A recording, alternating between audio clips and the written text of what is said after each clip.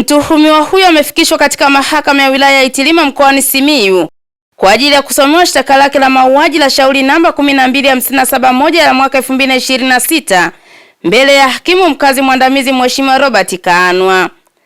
Kwa mujibu wa mwendesha mashtaka Sajini Taji Edwin Evarist, mtuhumiwa huyo alitoka mkoani Tabora na kufika katika kijiji cha Lagangabilili wilayani Itilima kwa lengo la kumsalimia marehemu bibi yake Nkamba anayedaiwa kumuua kwa mkuki.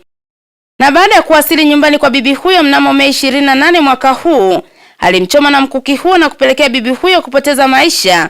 Ndipo jeshi la polisi likamkamata na kumfikisha kituo cha polisi la Lagangabilili kwa ajili ya mahojiano.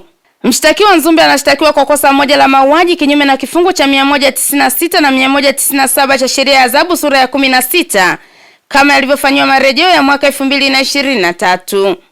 Baada ya kusomewa shtaka lake, hata hivyo, mtuhumiwa huyo hakutakiwa kujibu chochote kwa sababu mahakama hiyo haina mamlaka ya kusikiliza kesi hiyo, ni ya mahakama kuu. Shauri hilo limeahirishwa na kupangwa kutajwa Juni 22 mwaka huu kwenye mahakama hiyo, huku mshtakiwa akirudishwa rumande kutokana na shtaka la mauaji linalomkabili alina dhamana kwa mujibu wa kifungu cha 151 kifungu kidogo cha 5A1 cha sheria ya mwenendo wa makosa ya jinai sura ya 20 kama ilivyofanywa marejeo ya mwaka 2023.